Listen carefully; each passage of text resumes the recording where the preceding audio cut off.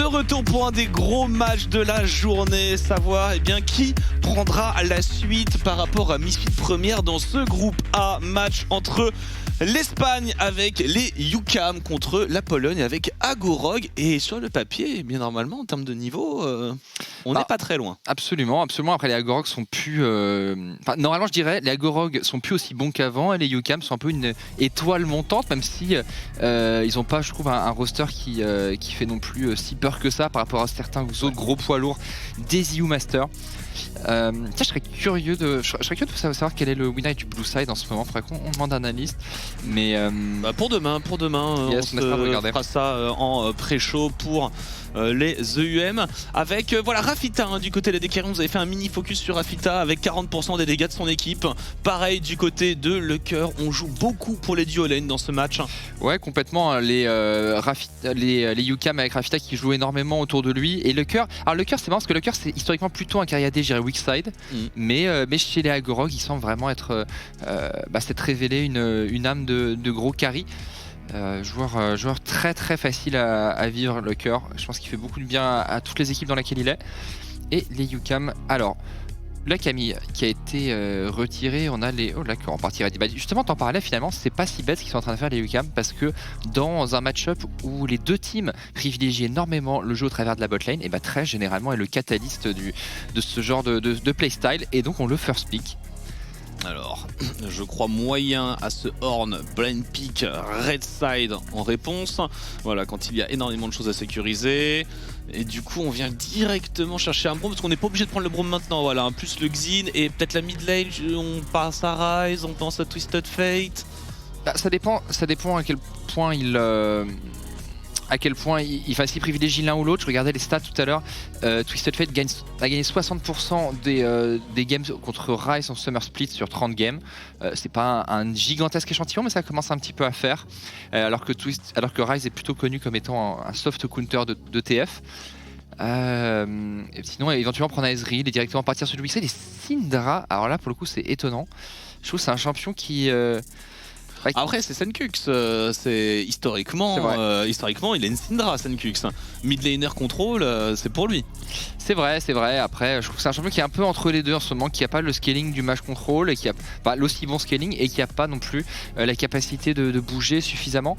Mais ça peut être un bon point d'ancrage dans la composition.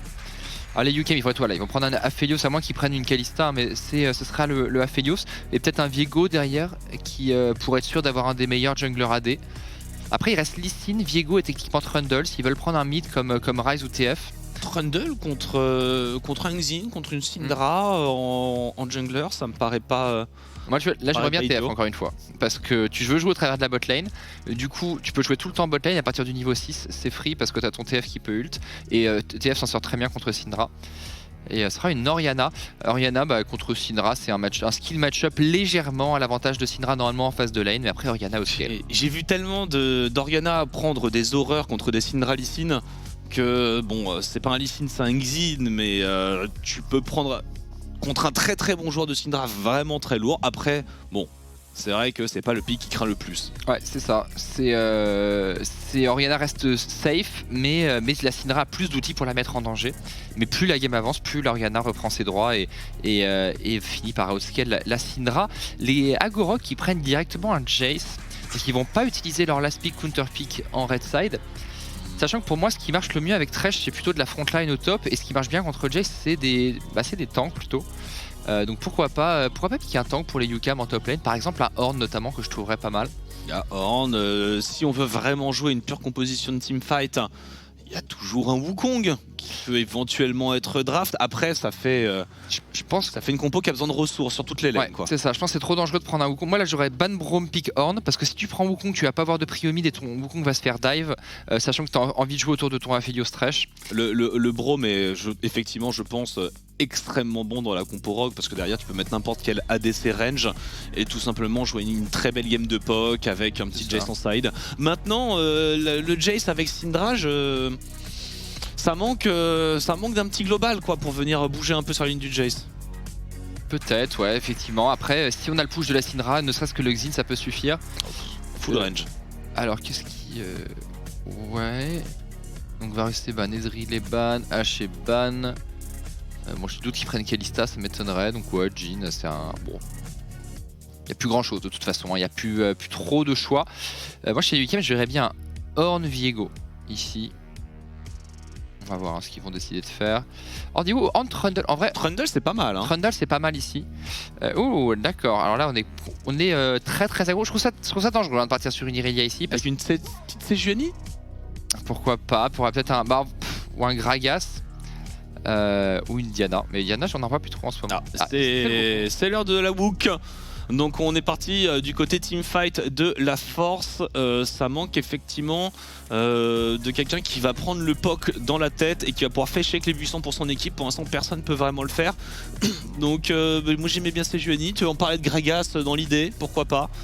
Peut-être, après ils ont moins besoin de... Le Trundle est très fort dans cette draft parce qu'il y a quand même les 3 laners des Agorog sont immobiles. Donc ça peut être tout à fait intéressant.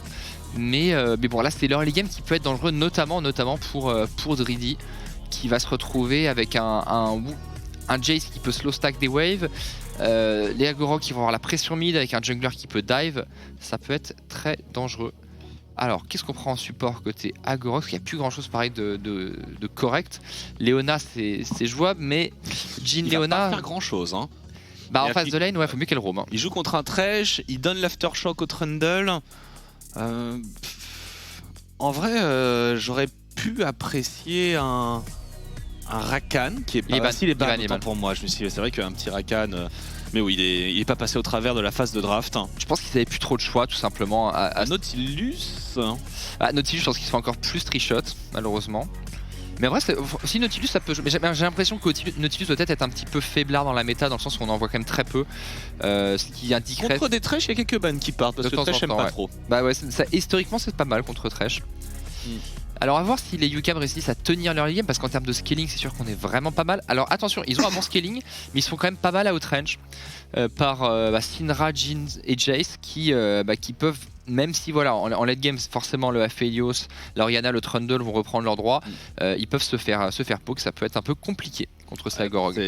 On trouve un flanking avec un Wukong sur un très bon teamfight, mais voilà, on sait que c'est pas non plus ce qu'il y a de plus évident à faire. C'est-à-dire que ça nécessite d'avoir bien push tes lanes, d'avoir bien mis la vision, d'avoir bien setup ton teamfight. C'est autant de points à maîtriser dans un mid-game où peut y avoir un peu de stress, dans un tournoi qui est aussi important pour beaucoup des joueurs. Donc bon... Après, normalement, c'est censé être deux bonnes équipes. On est censé pouvoir appliquer des plans de jeu comme celui-là sans se prendre les pieds dans le tapis. Ouais, le seul problème, en fait, pour moi, de tout ça, pour les UCAM, c'est que Wukong, c'est un champion broken s'il est bien dans sa game. C'est-à-dire que s'il passe un tout petit peu devant Jace à un moment, il va le découper. On l'a vu d'ailleurs il y a quelques jours, je sais plus dans quel match, Jace... on a vu du Jace Wukong. On a vu les deux côtés. Ouais. On a vu des Wukong effectivement avant le timing Eclipse pulvérisé sur le passage niveau 6 des Jace, mais on a alors regardé du côté de la Chine, on a vu des Jace absolument détruire des Wukong qui une fois passé 30 CS derrière avec juste un petit gank en plus étaient absolument hors de la partie.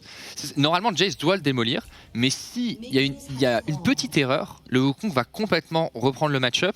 Et le truc c'est par contre si le Wukong est derrière, c'est très difficile de teamfight parce que Wukong dépend pas mal de ses items, pas mal de ses niveaux, et sinon il se fait juste one shot en arrivant dans le teamfight. Donc voilà, l'objectif pour les UCAM c'est réussir, je pense, à que Drizzy soit bien dans sa game, et inversement les Rocs doivent le pulvériser sur sa tour. Et je suis limite un peu surpris du starter bot side de Hades qui va arriver vers le Jace. Je suis pas convaincu qu'il y aura une prio, là où à mon avis Aphelios Thresh est parfaitement tranquille contre Jhin et Leona, qui a absolument aucun moyen de trade je pense.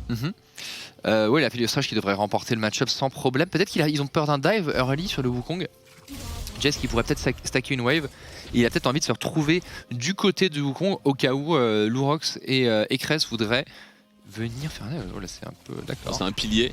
C'est un pilier niveau 2, on veut forcer le flash sur cette Syndra. Le problème d'une Syndra contre un Wukong. Avec, je sais pas pourquoi il spam cette icône d'une équipe taïwanaise. Ouais, je sais pas laquelle c'est. En tout cas, Crest qui n'a plus de flash. Est-ce que c'était si worse que ça? Parce que c'est pas bête de vouloir perturber un peu la mid lane dans le sens où les Agorog ont envie d'utiliser cette mid lane pour aller punir le Wukong, mais pour l'instant, tant qu'il n'a pas de chunk, en fait, je pense qu'il va pas vraiment forcer de back ou quoi que ce soit, et ça va ça le met plus en retard qu'autre chose. Faudra voir s'il y a un deuxième gang dans les 5 prochaines minutes, hein. Je pense qu'il y a un petit quelque chose à trouver. Surtout avec un Thresh qui va pouvoir beaucoup roam a priori. Antera a un peu de responsabilité dans cette game. Puis après là du coup il va repartir, et c'est un peu ce que je me disais en fait, avec sa route de jungle, il va faire ses loups et après il va repartir pour jouer Carabot parce que là il va pouvoir s'appuyer un peu sur sa duo lane, ce qui était un peu plus dur à mon avis, ou un peu plus aléatoire dans le match-up topside. Ouais, mais regardez le Jace qui est en train de stack une grosse wave. On parlait du roaming d'Antera qui arrive directement. Attention parce que le Xin est derrière, ça pourrait mal tourner. Plus de mana pour Cress, je sais pas s'il a des cookies. Ah, ça a été call. Oh là là, il va y avoir un pilier, le flash-in, le pilier, est-ce qu'on peut faire quelque chose? Antera. Il est loin, Antera, il est loin, il va y avoir une pète capitale, il est mort. Il est mort. Ouais. Pas de problème, pas d'assist, mais c'est pas grave. On vient fermer le tout et bah écoute, c'est un plan de jeu ma foi qui est plutôt bien exécuté. Ouais, c'est très bien joué. Première prio de bot, et bien cette fois on va punir l'absence de flash. On en parlait, Antera qui avait la responsabilité de le faire, il l'a fait, et en plus il a pas cramé son flash intelligemment, il a simplement coupé la route avec son Q, et donc si Cress continuait de partir, et bien il était hook, sinon il était condamné, et pas besoin de flash. Du coup il pourra refaire la même chose avec un flash-in. Antera. Et c'est un gigantesque problème, ça veut dire que là Cress, il peut absolument pas se permettre d'être dans un mauvais positionnement. Il l'a vu dès qu'il y a une prio, alors par contre forcément il faut que ça se paye quelque part. Ce sera un peu dans la jungle de Hades, on a une téléportation de Baka, il est peut-être en trop ce go-in de Lurox qui prend beaucoup de dégâts, un très bon pilier, l'arrivée d'Antera, le superbe roaming avec la peine capitale, il est partout, ce support français. Ouais, je pense que là les Agorok ils sont pas très bien compris, hein, parce que j'ai l'impression que Pirka a go-in pour tenter de sauver son jungler, mais il s'est du coup suicidé. Et les mauvaises nouvelles s'enchaînent un petit peu pour les Agorok, parce que si les UCAM prennent l'avantage aussitôt dans la partie, au vu de la draft, ça risque d'être un petit peu difficile. Et voilà, et il peut pas jouer, il se fait freeze, il doit mettre des Q-spells max range sur la vague. Il y a Antera qui a pris des bots, qui va tenter la peine capitale et qui va trouver la peine capitale. Il lui reste encore le flèche, dispersion des faibles, dommage, on n'arrivera pas à tout enchaîner pour Antera. Mais qu'est-ce que c'est dur pour Cress, cette Syndra qui ne va rien faire de l'early game. Ah là, la Syndra contre une Orianna en 2-0, elle va passer une sale game a priori. Et le Wukong lui est tout à fait tranquille, hein, dans ses débuts de partie. Là il peut crash une grosse wave, il va être légèrement derrière en farm, mais attention par contre la Pirka il a un flash. Est-ce qu'on peut tenter quelque chose? Non, cette fois il ne va pas y aller, il va simplement permettre à son mid laner de prendre le reset. Mais les UCAM qui pour l'instant sont très contents de cette early game. Ouais, c'est absolument impeccable, pas grand chose à redire. On a repris la position du côté d'Antera sur la bot lane, mais toutes les prios ont été utilisées pour vraiment mettre à mal cette Syndra. Maintenant, alors peut-être justement, on va arriver. En plus, on est arrivé du côté de Driddy, on arrive dans le moment du match-up qui est le moins dur pour le Wukong. Vraiment, le passage niveau 6 avec cette Eclipse qui est toujours pas là pour Sinmivac. Ça veut dire qu'il a pas vraiment de counterplay contre un all-in au double cyclone. Ouais, en plus il a pas la lame dentelée non plus, il a du sustain, ce qui est pas forcément intéressant, c'est-à-dire qu'il a déjà un peu abandonné l'idée de stomp le match-up, et du coup, eh bien, plus on avance, plus le Wukong va pouvoir le terroriser avec les menaces de all-in. Les deux ont un flash d'ailleurs, donc pas de problème pour le Wukong, il pourra suivre avec son cyclone. Alors quel est le prochain play? Là on a 2 minutes avant le Herald, attention, là on a un flash de Lurox. Ouais. Bah normalement c'est un dragon je dirais, parce que là la duolène, je viens de voir le roaming de Rafita et Antera, ils sont passés sur les wards, on sent que sur ce timing ils n'avaient pas grand chose à faire, ils peuvent pas vraiment plaquer, la duolène en face était pas là, il n'y a pas trop de décalage non plus sur la mid lane parce que Cress on le voit il joue de plus en plus vers sa tour, et ils peuvent pas faire le dragon parce que leur jungler est pas là, donc je dirais autant les libérer, que le Trundle passe, on fait le dragon et ça permettra ensuite de jouer le timing héros de la faille. Ouais, après ça commence à être un peu tard pour le dragon si jamais justement on veut jouer ce héros de la faille au spawn. Et il passe beaucoup de temps en fait là Hades sur ce stop side je trouve. Oh. Attention, il n'y a toujours pas de flash, hein, encore une dizaine de secondes avant le flash. Oh, c'est bien joué de la part de Antera, il est partout. Mais il y a du soutien pour les Agorok. Et il a récupéré son flash, Cress là-dedans, mais il se fait toujours poke dans tous les sens. C'est peut-être le 4e gang qui les suit sur la mid lane. Et on va jouer le dragon pour les rogues. Est-ce qu'on a la capacité de jouer ce dragon? Bah, ils sont 4, ils ont le contrôle de la river. La question c'est est-ce que c'est intéressant? Antera qui a toujours son flash. Est-ce que c'est intéressant vraiment de jouer ce dragon maintenant alors que le Herald va bientôt spawn, qui représente un objectif bien plus intéressant dans cette early game. Et voilà, parce que là s'il joue le dragon, du coup il perd complètement la tempo, ce qui donne un free Herald. attention là par contre, éventuellement les UCAM pourraient essayer de prendre la pression sur la botlane et aller jouer le Herald. Mais Hades qui a pas l'air très intéressé. Non, il est pas trop passé du côté de sa botlane qui, je pense, sait que Lurox est dans le coin. Ils l'ont vu arriver dans ce côté-là de la carte. Ils osent pas trop hard push, ce qui serait peut-être, voilà, hein. On sent que là-dessus Rafita, il ose pas aller crash la vague. Il va attendre que ça arrive vers lui. Ça va donner la priorité du décalage à Pirka pour justement aller jouer ce héros de la faille. Là où Antera lui est déjà parti en fait. Hein. Ouais, mais je me demande s'ils n'auraient pas pu jouer plus bot side les UCAM depuis 6-30.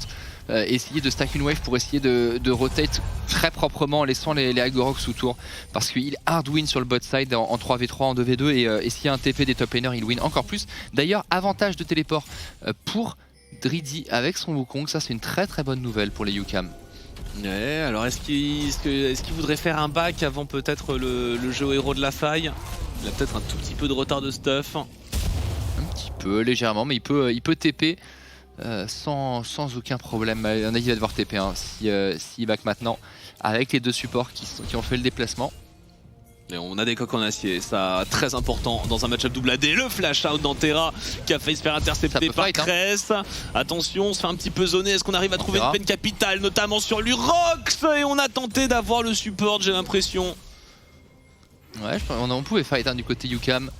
Mais attention au Jace qui peut être là le premier près de ce Herald. Mais en attendant, on n'arrive pas à débloquer vraiment une situation autour du héros de la faille.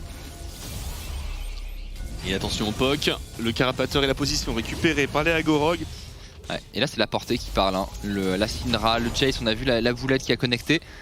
Et les UCAM qui n'arrivent pas vraiment à faire le lien entre leur mid et leur top. Surtout que même s'ils sont devant Orianna et Wukong, ça reste pas super puissant à ce moment là de la game. Attention, ils y retournent, hein. Il va y avoir une avalanche de POC. Drizzy, il a pas une bonne position là, Drizzy, pour vraiment menacer la backline.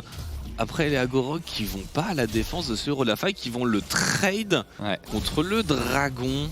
Je sais pas trop pourquoi. Ouais, je suis pas convaincu du bienfait de cette opération. Ouais, je comprends pas pourquoi là ils n'y vont pas. Je pense qu'ils avaient encore tout à fait la possibilité de le faire, de le contester. Mais bon, tant pis, du coup c'est le Herald qui va être récupéré par les UCAM. Est-ce qu'on a pris des plates? On a pris une plate bot. Ouais, il y a eu tout à l'heure sur le deny, mais pas grand chose. Est-ce qu'on pourrait jouer pour essayer de propulser le Wukong, mettre directement le héros de la faille à 10 minutes de jeu? Ouais, ce serait juste pour 2 plates du coup, mais... C'est pas dingue, hein, je suis bien d'accord, mais... Je pense que maintenant que le Wukong est bien dans sa game, je trouve qu'il devrait complètement l'ignorer et simplement jouer avec la bot lane. Parce que pour le coup avec la botlane il suffit d'un décalage. Le Thresh vient mid sur une wave pendant qu'on est en train de stack la botlane. On gagne une prio avec l'Orianna en apparaissant mid avec le Thresh et le Trundle. On va bot, on force un dive et on met le Herald. Par exemple sur la prochaine wave, mais le Trundle est pas là, il a préféré aller. Non, c'est dommage parce qu'effectivement ils ont l'information sur Pirka parce qu'il a supprimé une pink ward sur le top side. On aurait pu avoir envie de hard push la mid lane, de faire un passage au mid avec le Trundle, de hard push la mid lane et d'arriver effectivement à 4 sur le bot side. Il n'y a pas de TP en plus pour Sinmivac et essayer de jouer un petit peu pour les plaques. Mais on est un peu off timing pour Hades qui va arriver très tard et la vague voilà, qui vient de crash au bot. Mais oui, petit ralentissement là pour les UCAM sur ce mid-game. Ouais, bah depuis c'est ce Herald un peu poussif pris des deux côtés. Les UCAM qui sont un peu plus longs, mais après les UCAM en vrai, ils ont aussi, ça les avantages hein, que la partie soit relativement lente avec des champions comme Orianna, Aphelios et Trundle. On prend, voilà, bah, finalement, on réussit à le faire sur le canon. Le move dont je parlais avec une petite stacking de ça reste assez petit. Mais il y a quand même un canon pour tanker. Est-ce qu'on va pouvoir dive là? Attention à l'Orianna. Canon déjà, on va peut-être essayer de mettre le héros de la faille, la peine capitale. On va chercher le flay dans la cage de ce Thresh et le kill est récupéré. C'est bien, c'est bien. C'est un peu à la barbare, mais ça marche. Ouais, bah les Rocks qui s'étaient un petit peu commit. Attention par contre là dans la river, Lurox. Oh la Shockwave qui l'a ramené en arrière avec une lanterne pour partir. Petite interaction intéressante pour Baka et heureusement il y avait Antera dans le coin. Il est vraiment impeccable sur son Thresh. Il nous fait une super game hein. Pour l'instant MVP by far de cette game. Et du coup eh bien, les UCAM qui font le bon play hein. sur une wave, sur un canon, on réussit à prendre la première tour. Et du coup, ça fait 3K gold d'avance pour les Espagnols. Et on va revoir un petit peu, bon, Gravitum, Capital. Mais après, il était un peu obligé de s'avancer. C'est comme les Agorok Savest qui étaient en train d'arriver, ils sont un peu avancés pour clear la wave. Et bien le prix à payer, ça a été la vie de la Leona. Malheureusement, on n'a pas réussi à dodge. Enfin, d'ailleurs, pas grand chose à dodge, du coup, c'était avec le Gravitum. C'est sur une auto-attaque. Voilà. Terrible pour Pirka, et du coup on envoie la duo lane vers le top side. On pourra jouer le deuxième héros de la faille, continuer à essayer allez, on a 1 minute pour essayer de prendre des plaques. Je pense pas qu'on en aura une de plus. Peu probable, après c'est une wave canon, mais le Trundle est bot, hein. Ça va être difficile d'avancer un peu à l'aveugle comme ça. Le Wukong qui a pas encore son... Il fait quoi d'ailleurs? Divine Thunderer. Divine, ouais. Son Divine. Peut-être pas forcément aller taquiner le Jace de trop près, qui lui a son Eclipse. Et encore sur un ulti, je pense que ça se joue. Mais oui, forcément Eclipse, ça fait réfléchir. Et le bleu sécurisé par UCAM avec ses 3000 gold d'avance. Qui a encore son héros, un dragon à jouer d'ici 1 minute 20. Et sa compo qui scale tout tranquillement vers le mid-game. Et pour l'instant, il n'y a pas vraiment d'ombre au tableau. Non, on est en train de dérouler tranquillement. On a la petite Orianna qui scale. On a le Wukong qui arrive sur ses items. Et on n'a juste pas de Drake pour forcer des fights éventuellement. Mais ce sera peut-être les Agorok qui vont tout simplement forcer ces fights autour des Drake. Et on va aller pour l'instant essayer de récupérer de l'information dans la jungle. Ou est-ce que ce serait un swap pour un Drake? Ça m'étonnerait. Ouais, non, simplement de l'info. Et on est attends, pour la prio mid, Antera qui va assez en profondeur. Est-ce qu'il peut tenter un hook? Il est vu. Le support français. Limite dangereux ce petit check de buisson. Et on peut walk up un peu. Bon, attention par contre. Hein. Attention là, les rogues, ils sont là. Ils se regroupent à 5 au mid, mais voilà, on joue bien sur les sides. Hein. Driddy, il a aucune intention de bouger, il a toujours pas fait son back pour son Divine. On a un petit reset du côté de Rafita. On va avoir un double timing à jouer, et héros et dragon. Donc qu'est-ce qu'on choisit pour UCAM? On peut décemment se dire qu'on continue de jouer le héros de la faille et on commencera à se réveiller sur le 3ème dragon. On n'est pas obligé d'aller sur celui-là. Ouais, mais j'ai l'impression que ce sera le dragon. Hein. On voudrait le récupérer, mais comme tu l'as dit, le Wukong de Driddy qui n'a pas encore son Divine, qui n'a pas forcément une très bonne position de flanking. Ouais, il peut pas back TP, c'est dommage. Hein. On n'a pas de ward deep, celle-là, si elle n'est pas dégagée, elle peut être très intéressante. Après, les Agorok qui vont pas vouloir se battre. Bon. Bon, c'est plutôt tranquille hein, pour les UCAM hein, pour l'instant. Bah, les Agorok tentent pas non plus énormément de choses. Ouais, c'est moins qu'on puisse dire. Et pour l'instant, je sais pas trop ce qu'ils attendent. Peut-être le mid-game, un objet ou 2 objets sur Syndra pour commencer à agresser. 2 objets sur Jace aussi avec Manamune et Eclipse et jouer une game de PoC. Mais à ce rythme-là, je suis pas convaincu que ce sera suffisant. Bah pour l'instant, ouais, on attend de voir peut-être sur, je sais pas moi, sur le timing 2 items. Ou au moins le mythique sur la Syndra. Mais je te rejoins, hein, je pense que pour l'instant ils se font un peu enfermés dans un faux rythme et les UCAM prennent simplement les objectifs qu'ils souhaitent les uns après les autres.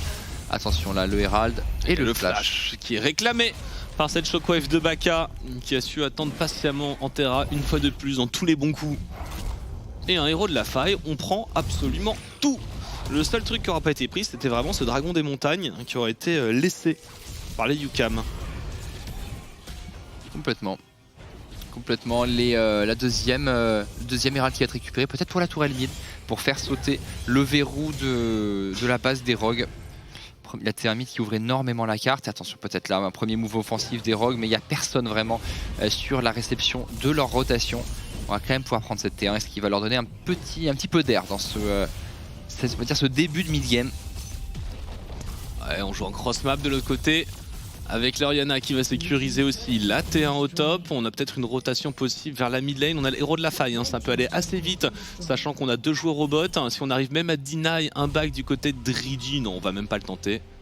Ouais, par contre, on n'a pas pris les golds locales, j'ai l'impression, du côté de Baka.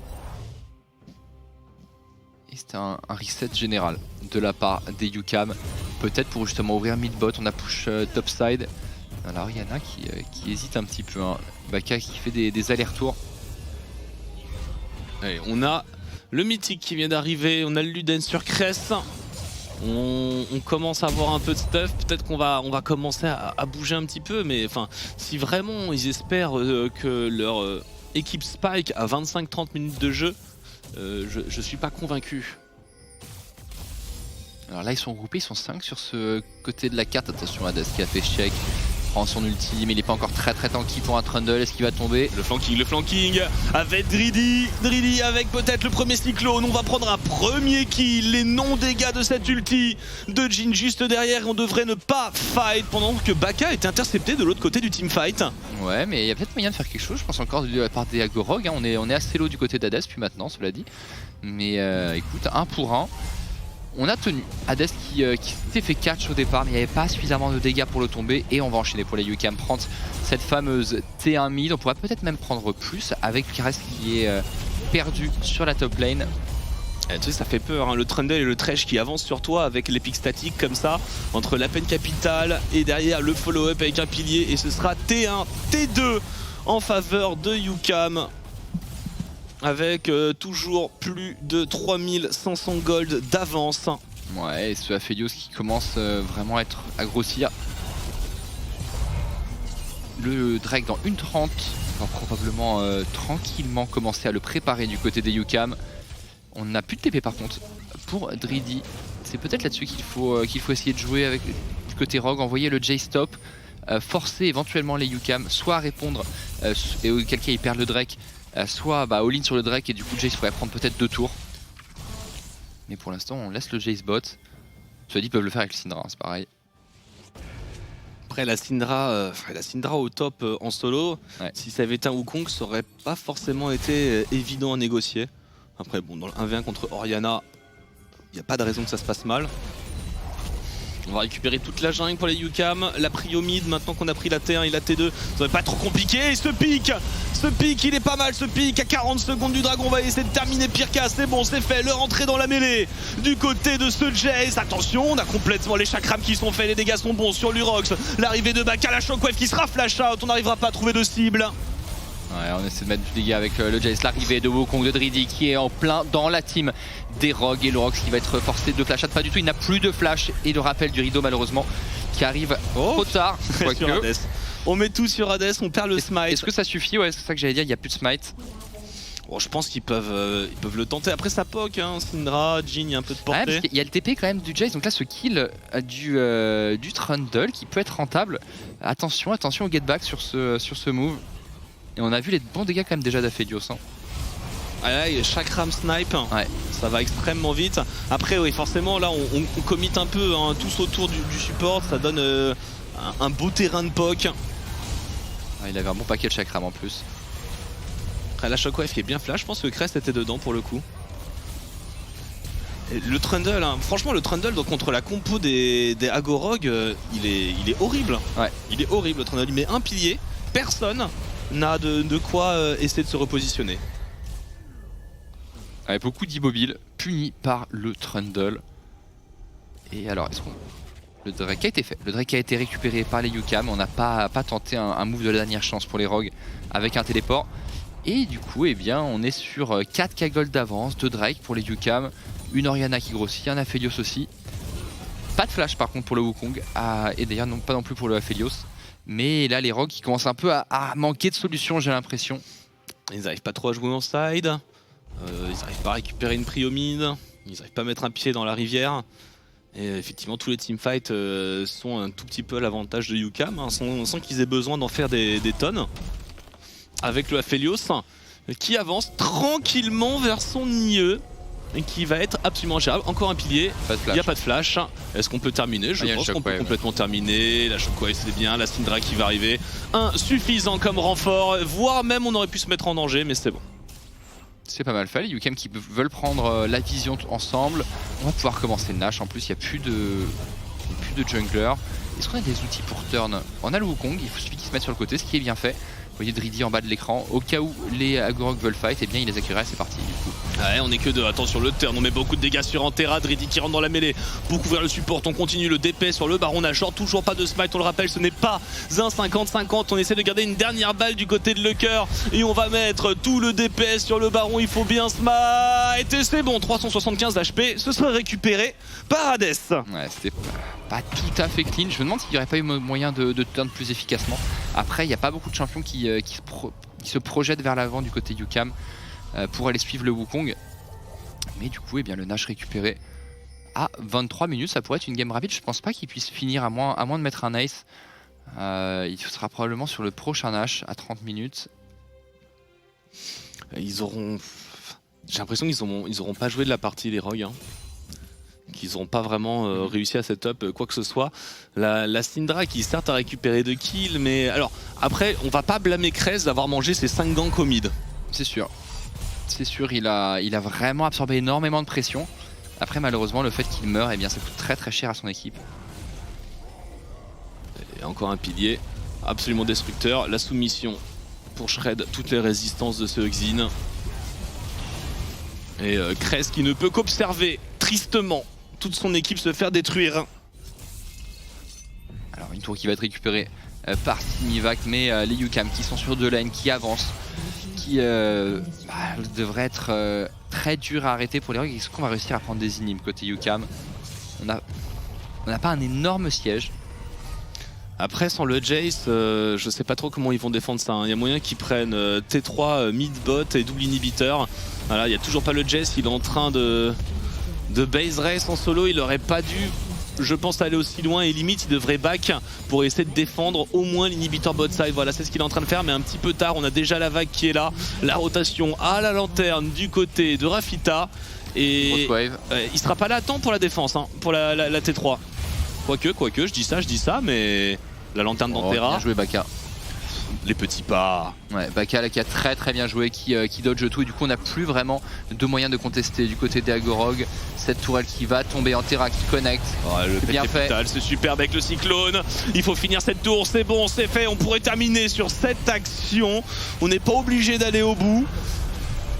Bon, un Uti-Jin pour le plaisir, pour la forme, la téléportation. Ouais, on veut finir pour les UCAM sur ce push. On a une belle vague de creep avec le Baron Nashor, un pilier encore, on se fait repositionner. La shockwave sur Crest. C'est bon, c'est game. Bon. Sans forcer, hein. Les UCAM qui les ont pulvérisés. Tout en douceur. Et emmené par Antera. Très très bon, très décisif, il a fait les bons robes au bon moment. Hades qui au début, je n'étais pas super convaincu par son gank, mais c'était sans compter en fait sur la synergie avec Antera et donc bien joué à eux. Je les avais sous-estimés. Antera qui derrière va rentabiliser ce premier gank pour mettre au fond Krez qui n'a pas joué de la game, tout comme le reste de son équipe. Sans cette espèce de pivot mid lane avec la Syndra, et bien la compo early game des Rogues qui n'a pas vraiment réussi à dérouler.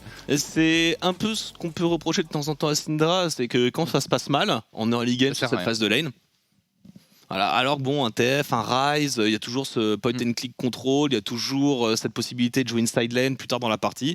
Là, bon, on peut pas blâmer le joueur, mais je pense qu'on peut blâmer le champion. Et après, ça a été très bien amené, je trouve, par UCAM. Hein. Il faut bien souligner ça, mais assez solide. Franchement, peut-être pareil, hein, à mettre dans le paquet des games très clean qu'on a vu des UM avec son issue de première juste avant. Je suis d'accord. Il n'y a pas vraiment de problème. On va débriefer de tout ça avec le plateau d'analyse et notamment Tréton en tant que host. Je suis impatient de voir ça.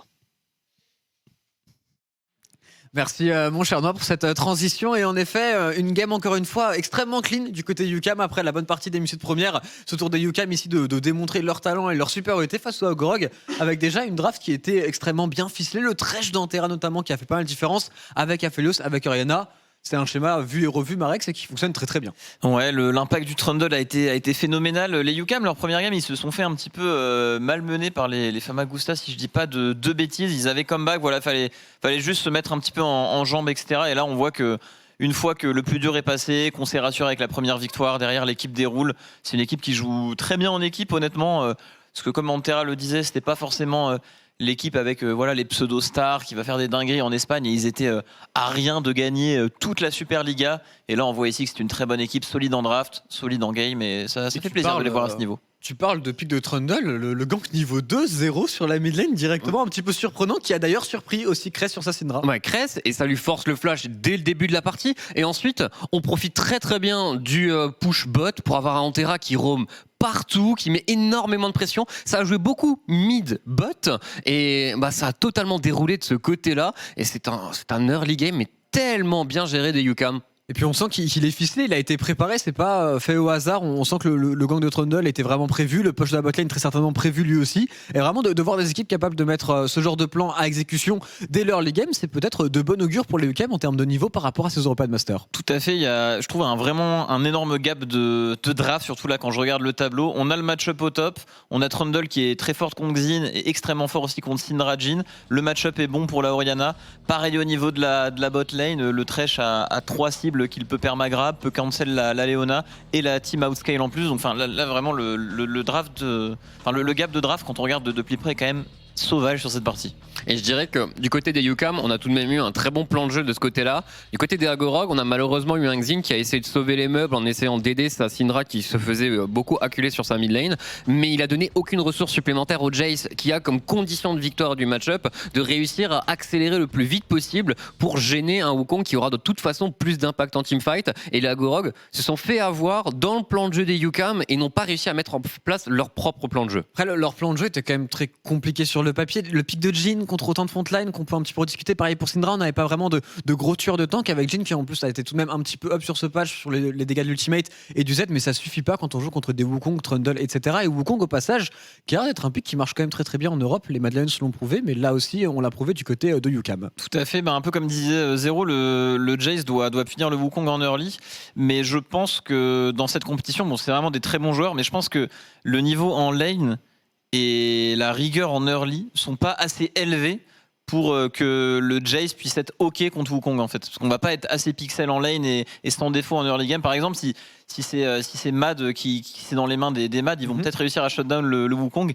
Et encore, là, ça va forcément être à l'avantage de Wukong en teamfight, etc. Il va forcément out impact. Donc, c'est quelque chose dont on va peut-être pouvoir parler avec Antera, par exemple, que l'on a sur EDS, si je ne m'abuse, qui nous rejoint pour une seconde interview après sa seconde victoire. Déjà, bien joué à toi et bienvenue, mon cher Antera, sur ce plateau. Ma première question pour toi, ça va être à propos de la draft. Nous, de notre point de vue, vous étiez vraiment super bien. Est-ce que pour vous, c'était une draft réussie côté UCAM ? Ok, bonsoir à tous déjà. Et ouais, la draft était clairement pour nous sans aucun doute cette game. On a eu tout ce qu'on voulait. Enfin, pour le coup, on s'y attendait pas trop d'avoir le Thresh, mais du coup on s'est jeté dessus. On a eu tout ce qu'on voulait. Match-up avec Prio bot, strong jungle en early, Orianna pick pour Baka qui est un de ses meilleurs champions en teamfight. Plus le fait qu'il burn le flash très tôt dans la game, etc. Donc ouais, vraiment, tout s'est déroulé comme prévu. Et du coup, c'était prévu ce gank niveau 2 du Trundle sur la mid lane pour faire claquer le flash Ouais, c'était prévu. Donc tout était prévu, donc vraiment un early game très bien réussi de votre côté. Tu t'attends à avoir beaucoup Thresh, Rakan qui sont parmi les meilleurs champions de la méta, mais aussi parmi tes meilleurs champions. Tu disais que tu pensais que Thresh allait être ban, ici ça a été open. Tu vas te jeter dessus, j'imagine, si c'est toujours ouvert dans le reste de la compétition. Bah ouais, je pense que Thresh, Rakan, c'est sûrement les 2 meilleurs champions du patch, en support avec Braum sûrement. Je pense, de mon point de vue. Et du coup, forcément, si les champions sont open, je trouve qu'il y a très très peu de counter à ça, donc il n'y a pas de raison que je saute pas sur le champion. T'en penses quoi du pick Jhin à la bot lane? Parce que ça nous a tout de même un peu étonné. J'ai l'impression qu'il avait des difficultés, rien que ce soit en lane ou en teamfight. Il n'a pas vraiment réussi à faire ce qu'il avait à faire. Ouais, je suis assez d'accord, mais en gros, le Jhin pick, on l'a vu arriver aussi parce qu'on a fait pas mal de scrims forcément, etc. Et il y a beaucoup de bot lane quand on pique Thresh, Aphelio, ce genre de choses qui répondent avec Leona Jhin. Du coup, on s'y attendait. Après, le champion, forcément, quand t'es un peu behind, lui, il était pas spécialement behind, mais quand ta team est un peu behind, etc., c'est compliqué de kill la front lane avec un Trundle, etc. Même le Wukong qui a un champion avec beaucoup d'armor de base. Donc, ouais, c'était pas trop un souci cette game. Ouais, moi je voulais te demander comment le mindset a un petit peu évolué de jour en jour depuis le début des EUM de votre côté, parce qu'on a vu contre les Famagusta c'était un petit peu tendu. Vous avez réussi à comeback la game de rien, débloquer votre première win, etc. Ça a dû vous rassurer et ça s'est senti aujourd'hui. Vous avez été super clean dès la draft jusqu'à la fin de la game, sachant qu'en plus par rapport au format des EU Masters, récupérer un seed 1 en groupe est ultra important par rapport à un seed 2 par exemple. Ouais, bah clairement, la game contre Famagusta hier, ça reflétait pas ce qu'on peut, enfin clairement pas ce qu'on peut montrer. On a fait, comme j'avais dit hier, on a vraiment fait beaucoup d'erreurs très très tôt dans la game, ce qui nous a coûté énormément de tempo en early et on n'a pas pu mettre à profit le plan de jeu qu'on avait préparé, etc. et du coup, il fallait qu'on rentasse la barre, etc. On a review ça tranquillement au calme hier et on a set up des nouveaux objectifs et pour être sûr de ne pas réitérer les erreurs qu'on a fait. C'est vrai qu'on sent une vraie montée en niveau sur cette game en particulier. Et en termes de montée en niveau, il va falloir continuer parce que demain, du coup, c'est les Misfits. Vous êtes les deux équipes en 2-0. Comment toi, tu anticipes ce match et particulièrement le match-up en botlane parce qu'on sait que Woolite et Jack Troll ont l'habitude d'être très dominants en European Master et en LFL.